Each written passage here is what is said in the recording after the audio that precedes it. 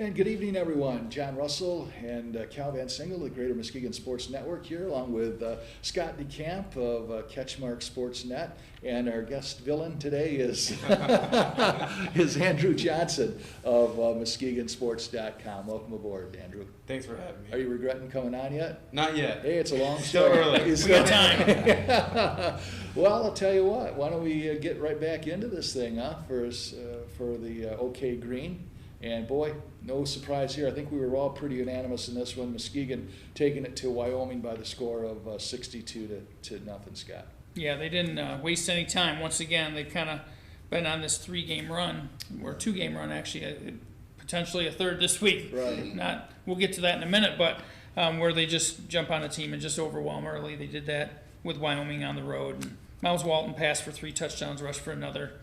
It was 21-0 after one quarter, 48-0 at halftime, and he was 5 for 5, 146 yards. Just distributing the ball, that kind of thing. A lot of guys got in the act in that one, so they just did what everyone expected them to do, I think. Yeah, that's a great point, Andrew. It pretty much business as usual for the Big Reds, huh? Yeah, I think people have wondered how they were going to respond after that Week 2 loss, and they've come and take care of business the next couple of weeks, and we know that potential showdown that's looming here shortly, but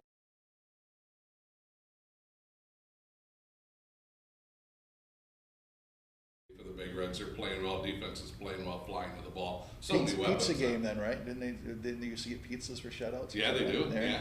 Not just pizzas, scribs. Scribs, yeah. Right. So they have, I think the Petersons do Sundays on Sundays, and then they got scribs on Tuesday. So yeah, their boys are being fed well over there. I miss covering them, but it's a good thing I'm not around them as much because my waistline looks a lot better now than it did before. Yeah, so many weapons on offense they have, just unbelievable. I think at times they can run 3 different quarterbacks out there. So, and once again, that defense flying around. So I'm with what were they, Holland Friday night? Oh boy. Yeah, exactly. And that kind of brings us to this week's game. Another Muskegon continue to roll. Are we thinking? Yeah, I just don't see how it doesn't happen. Holland's really struggling right now, and Muskegon's got it rolling, and even. I don't want to pile on, but there would be the tendency to look ahead to next week at Shores, but right. I think they're just going to keep rolling, and then it's time.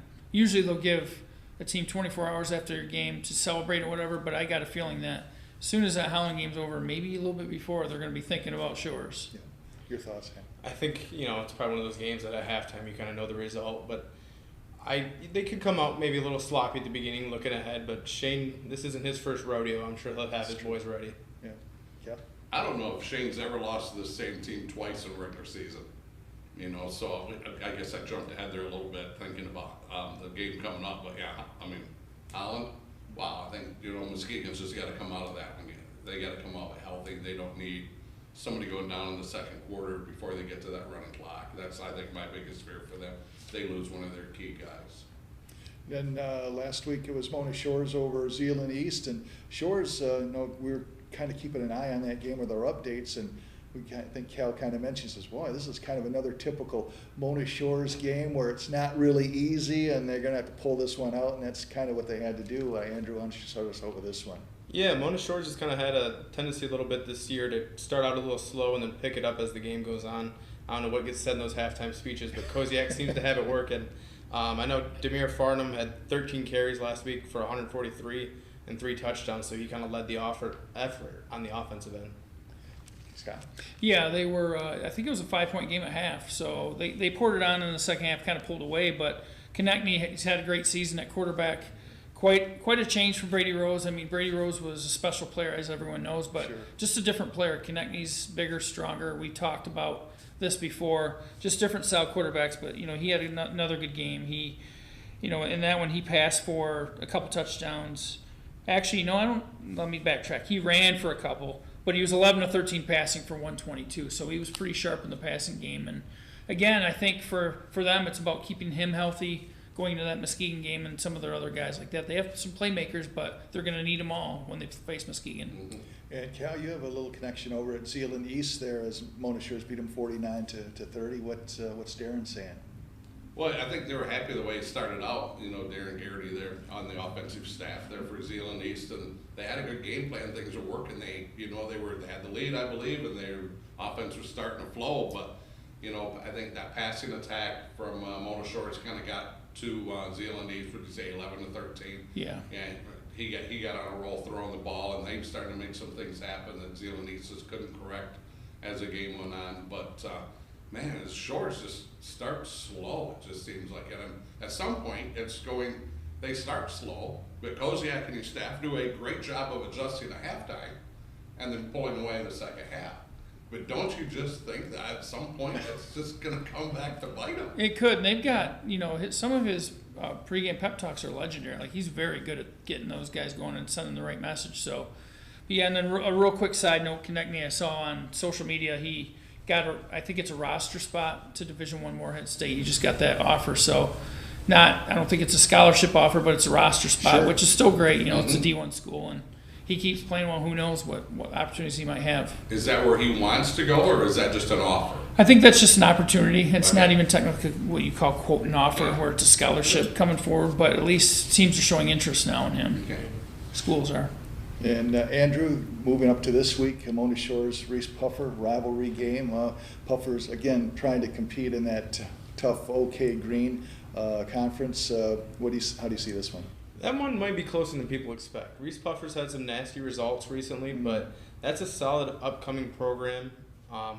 Matt Bird's doing a solid job there, and Mona Shores could, they start slow this season, it seems like.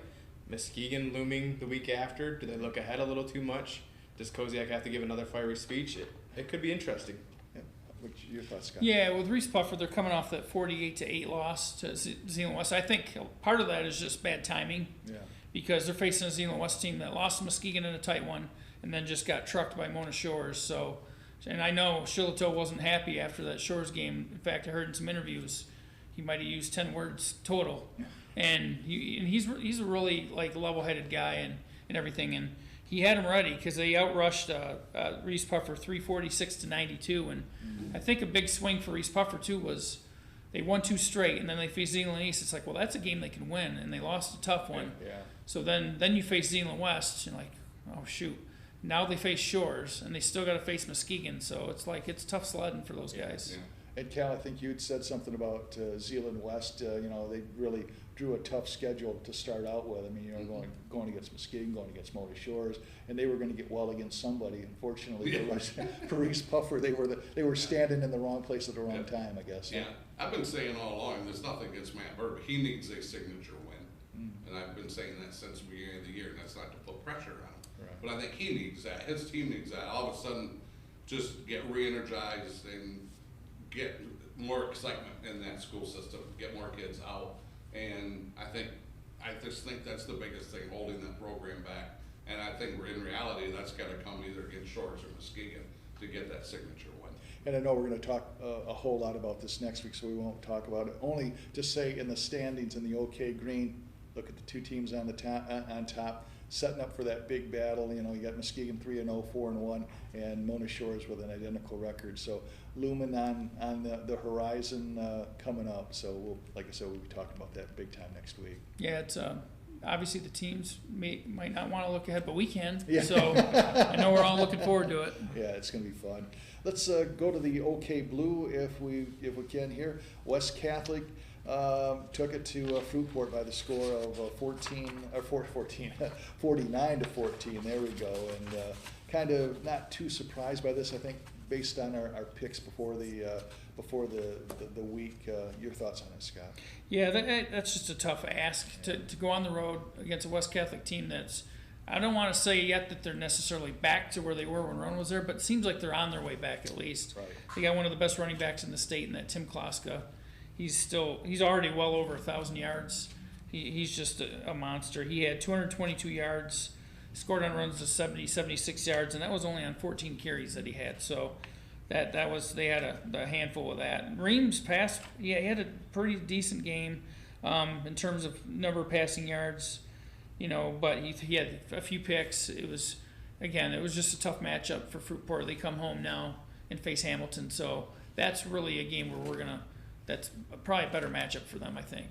Andrew? Yeah, I think Fruitport's one of those schools that we're not totally sure what to think of what they are exactly. I think Gavin Reams surprised some people last year by being All-State, and now he's back. He's kind of established a name for himself. He's got Cody Nash at receiver, who had a big game last week in the loss, 66 yards and a touchdown and 2 catches. So I'm curious to see if they're establishing that program and take a next step with a win over Hamilton. They need all the wins they can get, and it would be good for that program at this point. Yeah, Cal, your thoughts? Well, Fruitport can say, hey, you know what, we did a good job holding Kloska back because he had 222 and he's been averaging over 300 a game, a couple of big 300-yard games. So you only gave up 222 to him. You know, maybe hang your hat on that a little bit. I don't know. West Catholic's really good. They're well coached. That coach that's there now was a coach under Dan Roan. So he's, I know, taking a lot of the weapons, you know, that he learned from Dan, and they're playing very, very well. And hopefully Fruitport, and I'm with you. What is this team? I mean, can they get a win Friday night? Yeah, and like I said, I'm picking them to win. I think, I don't know if that's just wishful thinking, but I think they can get Hamilton. I mean, that's certainly not beyond. I don't want to say they better get Hamilton, but you start looking at the schedule and you got to start picking off what games you can win.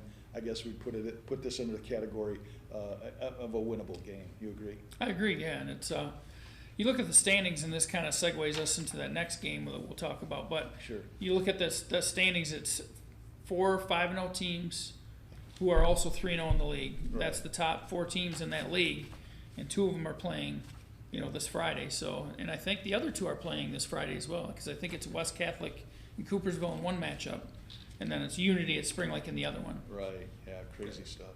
That Coopersville team, where did they come from? They have not been very good in football for a while. Now all of a sudden they're sitting there, they're riding high, they're playing well. I'd like to know where they came from, or just how good are they? You'd like to know how to get to Coopersville, wouldn't you? From what I understand. Yeah. Been all Can't over. keep a secret, can you? Been all over the state up north, and we get lost on the way to Coopersville. Yeah, driven okay, so Yeah. the cat's out of the bag. The only time I've ever got lost is going cross country to Coopersville. Right. I've gotten to the UB without a map many times. Something's bad. Usually I'm asleep, while he's driving, but fortunately Coopersville was close Wait, enough that I are you didn't fall medicated? asleep. Is Yeah. that why? When he's driving? Yeah, exactly. So, Yeah, that's my claim to fame. 20 years, some years together, I got Right. lost going to Coopersville. there you go. We don't have to talk about my mistakes. I make plenty of them.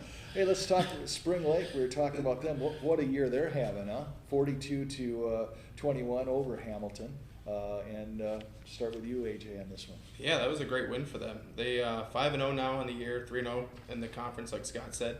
They had Alex Lee rush for 3 touchdowns and Brody Lee with 2 of his own. They're really becoming a full offensive attack because they have those 2 backs in the backfield who can handle the load, and then they got, I'm forgetting his first name, but Core at quarterback, who can also throw it around if they need to. So they've really established something there, and they're on the right path to making some noise this year. Scott? Yeah, Jackson Core is the son of basketball coach Bill Core, Yeah. who I think still does games on the radio for WGHN, I believe. Does, But yeah, he's had a great season, Jackson has, and I think maybe you alluded to him, but Christian Folkert's another kid in their backfield that's been really good for them. But they've got like 8-9 kids, seniors, that just can make some plays, and they've been looking forward to this group for a long time. But Unity was kind of the clear favorite to win the league. And, along with, West Catholic, Spring Lake, Right. figuring in the mix too. But this is a huge opportunity for Spring Lake. I think it's their homecoming night. So a lot on the line this week. Yeah. Cal? Twice Hamilton had the lead in that game last week, and then Spring Lake came back and got the lead back. So they have now learned how to play from coming from behind. So.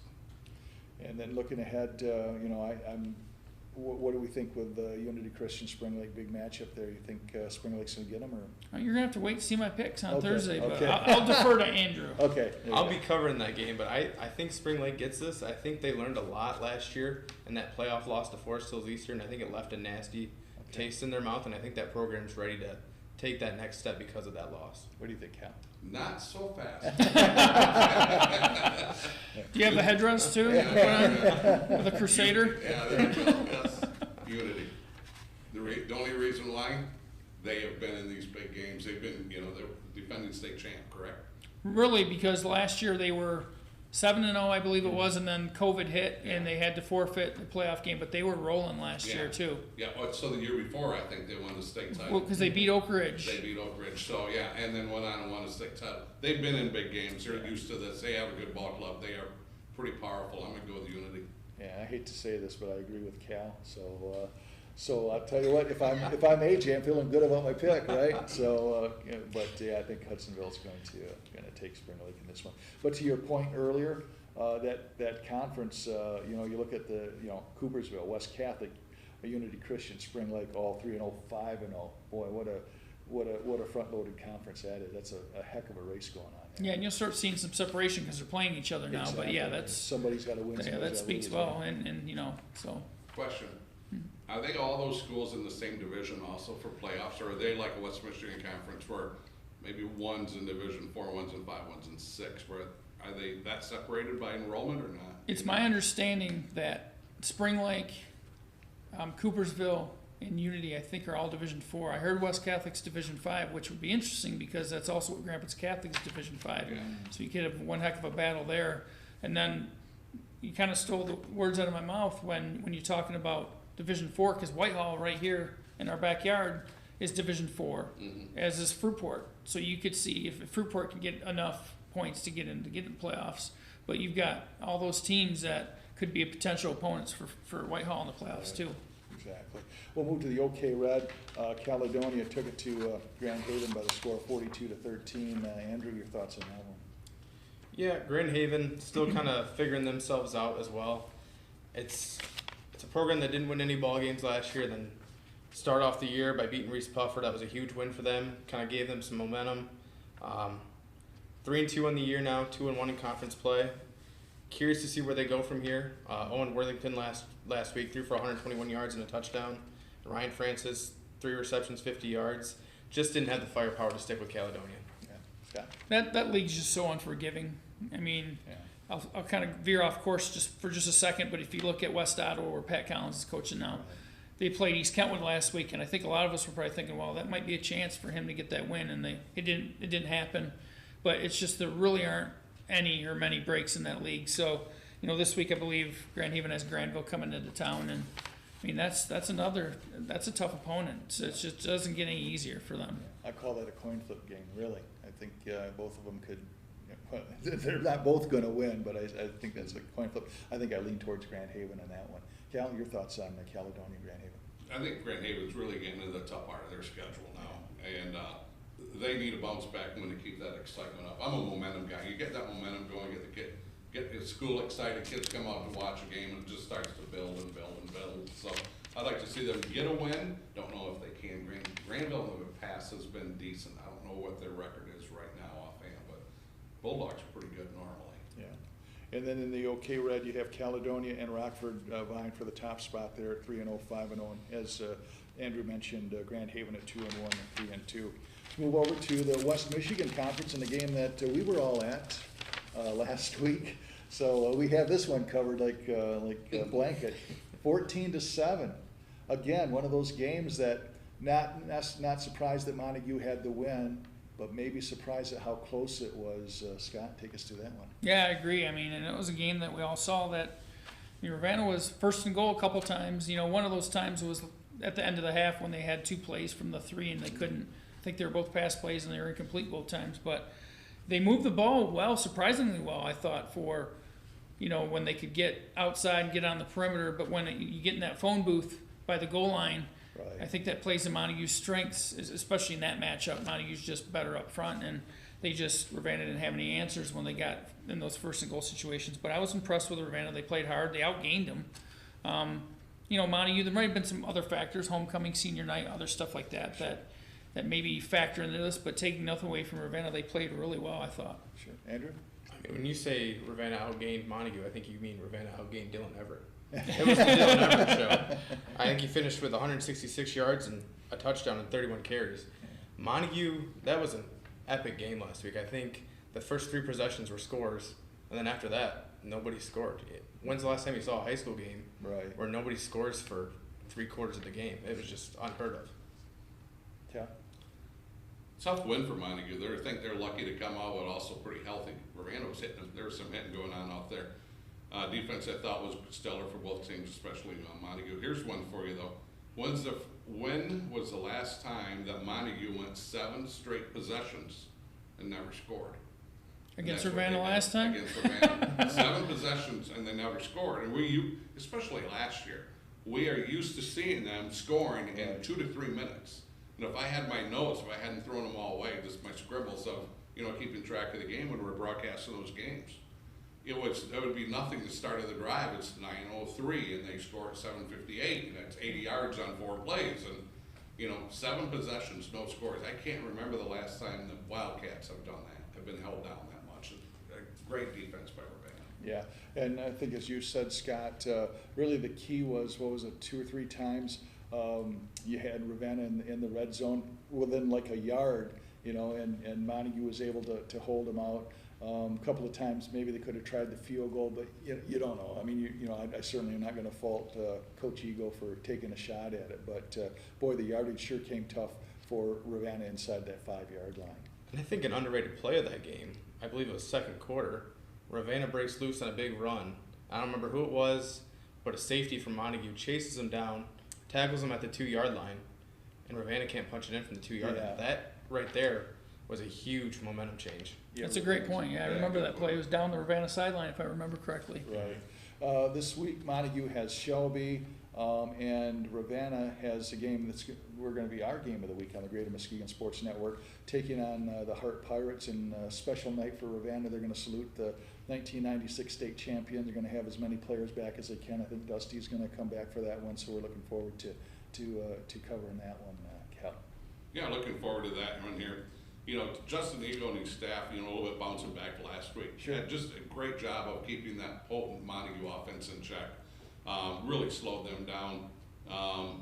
Problem is, Ravenna, 8 times they had the ball and they couldn't score after that first one. Yeah. Their offensive line, I'm a line guy, watch them a lot. I'd like to get sizes, and I have sizes on everybody but Whitehall, but the rosters don't have.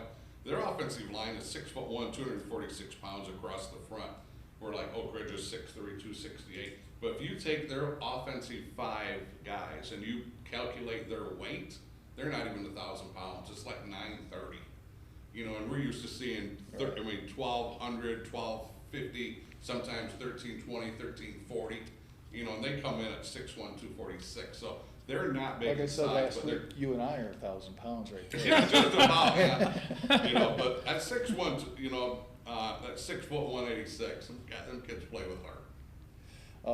Let's talk about, speaking of Hart, we've talked about it a little bit before, the job Joe Tanis did. They, on paper, didn't see the game, but you look at the score, Oak Ridge, who we're very impressed with, obviously, 56 points, Hart 32 on that one. What's your thoughts on that, Scott? Well, I wasn't expecting that many points for Hart. I mean, Hart had been struggling recent weeks, shut out by North Muskegon, shut out by Montague, which, right. Montague's great team, and North Muskegon is 2-3, but they played a really tough schedule, so it's hard to really look too closely into what North Muskegon's done and think badly of them. But they did put up some points, so I think this Ravenna game, Ravenna and Hart, which teams are going to show up? That's what I want to know. Are you going to get the good version of Ravenna that showed up last week, or the one that maybe kind of got away from them against Whitehall? Which one are we going to see? And then Hart, same thing. What are we going to see out of them? Right, exactly. When did Hart score all their points? Was it in the second half? Do you happen to know?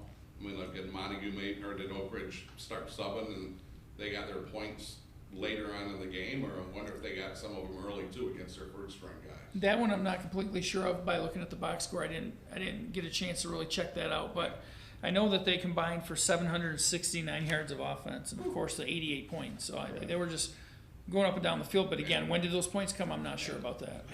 I don't know for sure, but I think it was pretty balanced. I know Hart did get a score with like 10 seconds left. Okay. Like I thrown on there, but I think Hart at halftime was only down about 2 scores or so, if I remember right. Yeah. And I agree with you guys. I mean, looking at this Hart-Ravenna game, I think it's intriguing. I mean, I think, there's a chance, who would have thought this, that Hart's going to have a chance beating Ravenna, but this is a different team.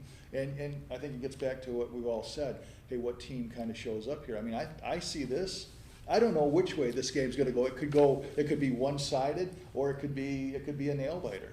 Well, plus Joe Tanis was an assistant coach at Ravenna, Yeah. and he was a finalist for the job that Justin Eagle got. So, I'm sure there'll be some high motivation on that Hart sideline too. This is a win-loss game. It's gonna be a win if Hart can play with them. It's gonna be a loss if Ravenna lets Hart stick around or even beat them. I think Ravenna's gotta come out, they gotta win this and win this handily with everything that's going on behind the scenes, with it bringing back the '96 team, I think. It's homecoming night there. Homecoming, yeah, this is a win-loss, and Ravenna's gotta come out with a big win for this to be a win at all for them. Your thoughts, Sam? I know it's late in the season, but this kind of feels like one of those games where Ravenna, this makes or breaks your year. Yeah. If you beat Hart, that's what you should have done. Right. If you lose to Hart, Yeah. people kind of look at you a little side-eye like, are you good or are you what you are? Sure. And then we have Whitehall taking it to North Muskegon, 33-0. Whitehall, they've certainly proven that they can put some points up there. North Muskegon shut out again. Again, don't really know what to think of North Muskegon. I mean, they played, Catholic Central tough, and they came back and they played week 2. They played the second opponent very tough as well for Montague one half. then, Thank you, yes. Yeah. For one half. And so you don't know what you're going to get with North Muskegon necessarily, do you, Andrew?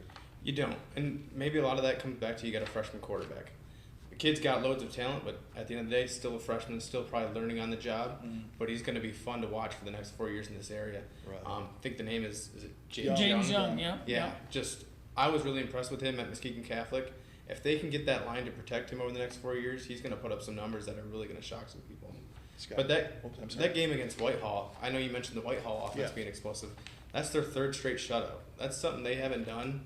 Yeah. And I believe we fact-checked it at MuskegonSports.com, but it was over the last 70 years on MichiganFootball.com, it said that they hadn't done that in their history. Hmm. So that's something to say about their defense. Yeah, Tony Sigmund's really obviously pleased with the way their defense is playing, and they held North Muskegon at negative 18 yards rushing, which of course there's sack yardage and stuff figured out in that. But one of the things we had Nick Blanchard, linebacker, on our Coach's Corner show this week. He was a fun interview, Yeah. but one of the things that kind of caught my ear or eye was when he said they came out for the coin toss and North Muskegon won, and they elected to receive. And he goes, as a defense, that told us they want us. Yeah. So they, in turn, it's like, all right, boys, let's go. Yeah. So they kind of took it to him. Mm-hmm. I'm with you guys, really impressed with their defense. Really impressed with their defense. Cook, Brown, Alt Gilbers, Waller, Blanchard, Bowley. There's just some of the guys right there. You could have named half of that team. That defense is playing well. And that's without their 2 stud defensive ends that they haven't had all year. Yeah, you don't have the Nordic Nightmare when Ira Jenkins, right? Yeah. Yeah. And Shepard, yeah. Shepard, wow. I remember seeing Shepard play 2 years ago. Yeah. I think when he came up at Iowa, did he come up as a freshman, I think? Maybe a sophomore. I think he's a junior. I'm not sure, but I just- he's got another. He's a junior because he's got another year Yeah. left. I remember watching him last year and saying to you, this kid is Yeah. gonna be Yeah. lights out when he's Yeah. a senior. And I don't think you can. You can't overestimate the loss of Jenkins and Shepard. I mean, they're still cruising Whitehall, but you think 2 all-state caliber players, if they're playing, how good could they be? Yeah. And let's move on to the game that kind of surprising. I mean, you had Mason County and Shelby, and you're thinking, hey, this is a chance for both of these teams to play a heck of a football game. But boy, oh boy, Mason County comes up, puts a 50-0 score on Shelby. So obviously Shelby is struggling quite badly. But really surprised at the one-sidedness of that. You guys? Yeah, the 50-0 margin surprised me, but what surprised me even more was that Shelby managed 18 yards of total offense in that game. You're not moving the ball at all in that. Yeah, I'm sure there, again, loss of yardage factored in some loss of yardage plays, but yeah, and Mason County is coming off a 53-8 loss against Ravenna in the first game they've actually played, physically played this year, so this was their second game. But yeah, big win for Mason County. Now they go to Manistee next in a game they kind of picked up, or they rescheduled. They're going to play them early in the year, and they rescheduled this, but good win for them. And Shelby obviously doesn't get any easier. Got Montague coming in now. Exactly.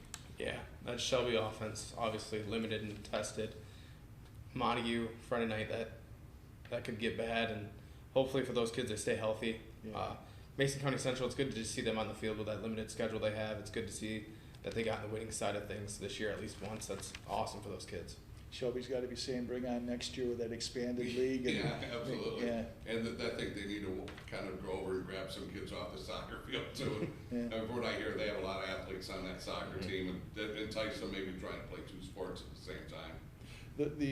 Let's take a look at the conference quickly here. Montague up 4-0 in the conference, 4-1 overall. Then you have Whitehall at 3-1, 4-1, and Oak Ridge 2-1, 4-1. Any surprises? Just kind of broad brush of how that's stacking up, or is it pretty much what we thought?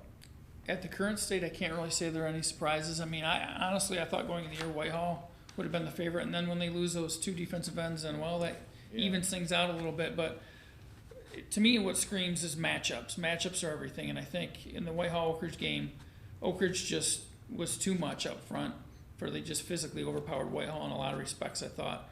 And then I'm thinking, okay, Oak Ridge is probably going to take it to Montague, and Montague just outclassed them with their speed on the edge. Yeah. And I'm like, well, okay, Ravenna lost to Yeah, to Whitehall 42-0, even though it was 7-0 for a while. Yeah. They're going to have trouble hanging with them, and the next thing you know, they're right in that game the whole way. So who might? Go figure. Maybe ask this guy. He might know. Yeah. I don't know. I got nothing. It's the same conference. It's the same conference we've watched for the last so many years. It's those 3 teams up top just beat each other up, and then you got Ravenna in there occasionally, every so often. Those 3 teams are always on top, beating each other up. It's survival of the fittest, like you mentioned in our preseason show. Who's going to be healthy? That's always what it comes down to. It seems like. Mm-hmm. Yeah. And therefore they beat these guys, so therefore this ought to happen. That's not happening this year. No, especially seems like in that conference. And it's one of those things. This is why you still play the game. This is why teams show up, because you can sit here and everybody thinks, Team A is going to win the conference. They're going to cruise right through. They're 3-4 deep, and they, the playoffs, and all of a sudden they can't even win their conference. Yeah. Team B comes out of nowhere, and they have a great run. And so that's why you play the game on Friday night. Sure. Yeah. And this conference, I'm not going to say more so than any, but they have, you usually get 3 teams in the playoffs, and all 3 teams, because they separate each other, they usually have deep runs. So it is what it is with the West Michigan Conference for sure. Yeah. Let's talk Lakes 8 a little bit. Muskegon Catholic, probably no big surprise here, taking it to Benton Harbor by the score of 29-12. This isn't necessarily the Benton Harbor team of a few years ago when they kind of came out of nowhere. Your thoughts on this one, Andrew? Muskegon Catholic has been impressive this year. That defense is just loaded. They're deep on defense, even though it's a small school, small roster. It seems like everybody on that roster can play solid defense. I know Coach Zerwan really prides himself on having kids that are fast to the ball, and it continues to show. On offense, Joe Waller typically carries the load out of the backfield, even though they go 4 deep in the backfield. He's kind of their main guy. He finished with 120 yards and 27 carries, but then they passed the ball a little bit more than probably people expected last week. Brian Convertini finishes with 3 catches for 77 yards. That's kind of unheard of with Catholic, but if they have both weapons on offense, that could be a scary team. Yeah, I'm giving them a little more credit than maybe others might in that Benton Harbor win, just because Benton Harbor, while they're 0-5, a lot of close losses to good teams. For instance, they lost 18-14 to United, which Whitehall beat by 3 points. Right. So, I mean, you can't really just look at the records. Benton Harbor and Zerwan said they were actually a pretty good team, but I think Catholic, with its strength is its offensive line and on top of the defense, but they just kind of wore them down and pulled away late in that one. And that was a Thursday, a weird 5 o'clock Thursday game, too. Sometimes disciplined, structured teams maybe don't have all the athletes, but discipline and structure through the course of 48 minutes comes out with a win on the other side. Benton Harbor's been through a few coaches lately. They had their great coach a couple of years. It was like who just did a phenomenal job, and then he moves on. And you take Catholic, they're disciplined, they're structured, and a lot of those guys, coaches have been there a long time. They just get that structure going, and even maybe things aren't good at the 40-minute mark, but by the end of the game, Catholics figured out a way to come back and win it. And Ludington over Muskegon Heights 41-12. We've been talking about Van Parker and the Heights. What a great feel-good story that was. Kind of came crashing to the ground a little bit last week, Scott. Yeah, this one surprised me a little bit. Not that Ludington couldn't win, of course, but just the margin. I mean, Ludington had struggled, and again, here we go with the transitive property again. If A beats B, B beats C, A should beat C.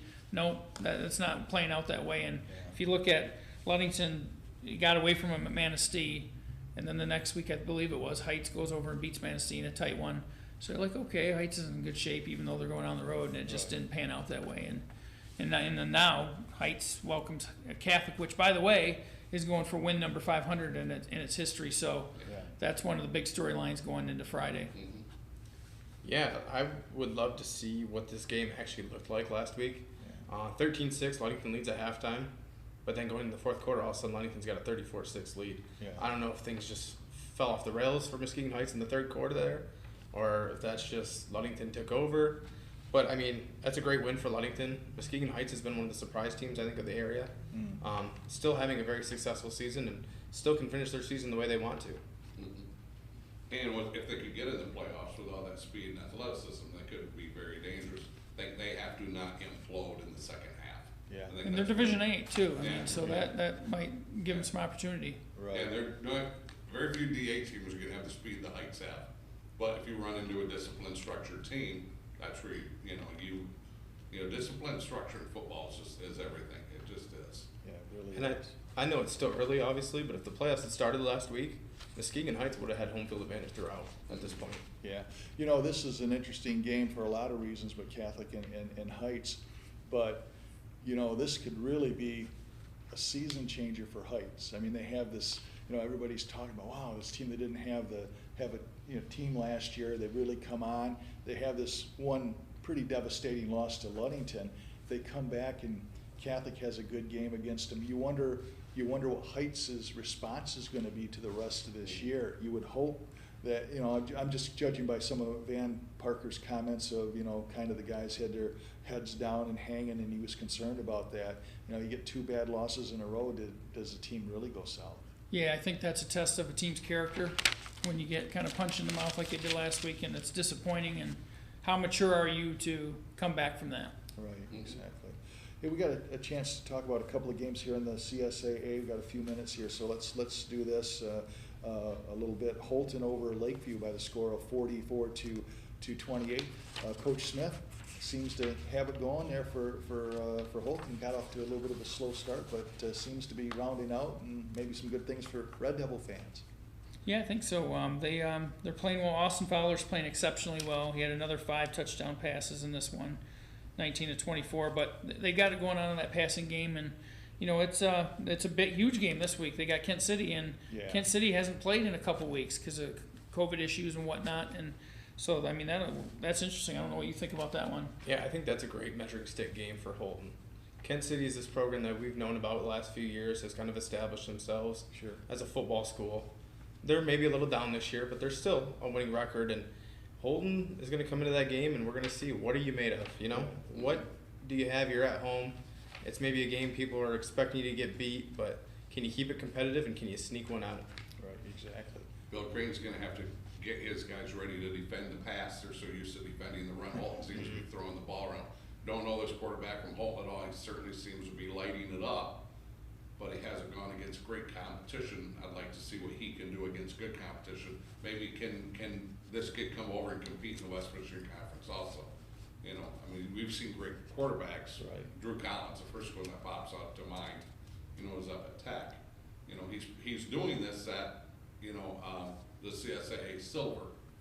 I'd like to see what he can do against some of the bigger, harder-hitting teams. Well, along those lines, you look at what Hart did to Kent City. Hart hasn't won a conference game yet in the West Michigan Conference, and although the score was closer, 30-22 over Kent City, it was like 30-6 or something like that. I mean, Hart was in complete control until Kent City kind of crept back late. So that kind of tells you a little bit, I think, about the difference in those leagues, I think. Yes, sir. Yeah, exactly. The standings really quickly. Morley 3-0 on top, 3-2 overall. You have Holton and Kent City also 3-2, and then Holton just a game behind Morley at 2-1. A couple of games I want to touch on the CSA Gold is going to let Andrew brag about his Tri-County Vikings, the old alma mater. They're doing quite well with Phil Butler, 22-14 over Newaygo. Yeah, that was a big win for them.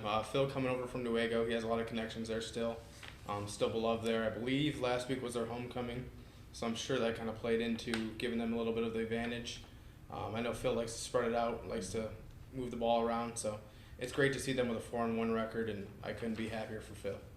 Your thoughts? Well, the interesting thing, and it's non-football, well, it's kind of football really. If you look at John Gooden, the legendary coach at Tri-County, well, his grandkids go to Newaygo now, like Emerson, I believe, is his granddaughter. She's a great basketball player, softball, volleyball.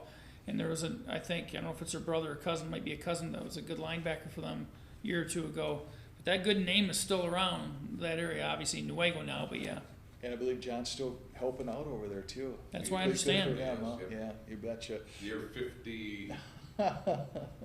I think Sugars is a year ahead of him or a year behind him. They're not the same. But Yeah. This is year 51, I think, for Jack. Right. So maybe this is year 50 for Coach Gooden. That's all. That's all. I feel good for Phil because he's turning that program around. It's a program that he played for. And I always tell this story of, he got Nuevo really on the map. He got within inches and then he got the opportunity. He was at Nuevo and then he had the opportunity to go back home to Tri-County just when Nuevo was right on the precipice of winning. And Coach Bush came in and really kind of took that over and got some good playoff runs for them. So he missed out on that. Comes over, inherits a Tri-County team that was much in the same situation that the Nuevo Lions were in when he inherited them. And he's saying, I got to do this all over again. And it looks like he's rebuilt this team. Yeah, it seems to be a second straight successful season. I know last year they made it to the district final, and then this year they look like they're destined for good things. I know they barely fell to Reed City, who's leading that conference, so great things ahead for them, hopefully. And finally, we'll wrap up. Can I add something? Sure. Phil Butler's praying for one thing and one thing only right now. I say it that way. Phil Butler's praying for one thing specifically. Lord, please let us go north. In the playoffs, they do not want to come west. They do not want to go south. He's going. Well, that's a problem because if you go west, there's Oak Ridge waiting. If you go south, you got a lot of great teams, including Grand Rapids Catholic and West Catholic. It's like, geez, I mean, man. He's going, hey, 31's right here. Well, 31's right here. We'll go to the UP. I don't want to go there because that's the problem. The 37 quarter or 31, 31 The UP is quarter. beautiful that time of year, It right? is. Oh, yeah. Trust me. So, yeah. Phil's going. Lord, send us north. And I want to start out with Cal on this one, the final one that we'll talk about, Grant over Fremont. 20-14, your stomping grounds here, Cal. Yeah, I think now the Grant gets to 2-3 on the season. So young coach, first year coach, and trying to, and it's not all his, certainly it's not all his fault. I've never met the guy yet, but he got the job late. Darren resigns in February and then takes a really nice job at Zealand East, plus a job in the school. Win-win for him there. And then you have a coach who's hired, and then obviously he resigns. They hire him on Friday. He calls him on Monday, says, I don't want the job. And they have to start the process all over. He doesn't get the job till summer. Well, now all of a sudden your 7 and 7s are all booked up. You lost that late winter, spring lifting. Early summer, you've lost all that lifting. This, all the coaches on the outside, it's hard for him to bring his own staff in because they're already committed to other schools. So this is just whatever he does this year will just be a win for him if he can pick up a couple more wins even because he came in way behind the 8 ball. Yeah, and I thought Fremont had a shot in that one, but Grant, played well. Brady Jacobs had a big game. He scored a pair of second half touchdowns that kind of lifted them over the top. But Fremont, man, it's not getting any easier for them either because on top of finishing out the league schedule, I believe I peeked today at the schedule and they finished with Cadillac, which they were in the Division IV state finals last year and they get to play them in week 9. So it's like, man, that's tough. Yeah, and Fremont gets Tri-County, I think, this week, so that's going to be tough for them as well. Well, it looks like the clock on the wall here is run out again on us. And again, I want to thank you, Andrew, for stopping in. And hopefully you'll come back someday. We haven't scared you away. No, thanks for having me, guys. It's always a pleasure to get together with the three of you. It's great football talk. It's a lot of fun, that's for sure. So that's going to do it for us, for Scott and Andrew and Cal and myself. Have yourself a great night, everybody.